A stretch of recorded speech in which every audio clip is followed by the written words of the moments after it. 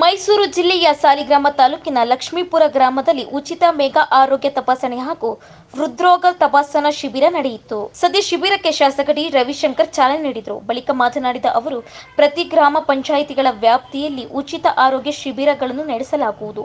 ಸಾರ್ವಜನಿಕರು ಇವುಗಳ ಸದುಪಯೋಗ ಪಡೆದುಕೊಳ್ಳಬೇಕು. ಅಲ್ಲದೆ ಆರೋಗ್ಯ ಕ್ಷೇತ್ರಕ್ಕೆ ಹೆಚ್ಚಿನ ಆದ್ಯತೆ ನೀಡಲಾಗುವುದು ಅಂತ ಹೇಳಿದರು. ಎಕೋ ಕಾರ್ಡಿಯೋಗ್ರಫಿ ಇರ್ಬೋದು, ಹೃದಯ ತಜ್ಞರಿಂದ ತಪಾಸಣೆ ಮಾಡುವಂತದ್ದು ಇರ್ಬೋದು. ಇದು ಜೊತೆಗೆ ಎಲ್ಲರಿಗೂ ಬಹಳ ಮುಖ್ಯವಾಗಿರ್ತಕ್ಕಂಥದ್ದು. ಇವತ್ತು ನಾವು ದೈನಂದಿನ ಚಟುವಟಿಕೆಗಳಲ್ಲಿ ನಮ್ಮ ಊಟದ ವ್ಯವಸ್ಥೆ ಸರಿಯಾಗಿ ಇರ್ತಿರಲಿಲ್ಲ.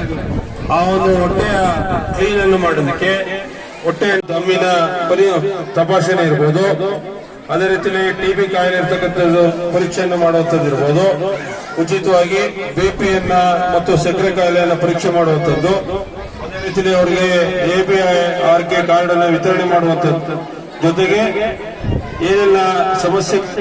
ಶಿಬಿರದಲ್ಲಿ ತಾಲೂಕು ಆರೋಗ್ಯ ಅಧಿಕಾರಿ ಡಾಕ್ಟರ್ ಡಿ. ನಟರಾಜ್, ಸಾಲಿಗ್ರಾಮ ಸಮುದಾಯ ಆರೋಗ್ಯ ಕೇಂದ್ರದ ಆಡಳಿತ ವೈದ್ಯಾಧಿಕಾರಿ ಡಾಕ್ಟರ್ ಅಶೋಕ್ ಸೇರಿದಂತೆ ಹಲವರು ಇದ್ದರು.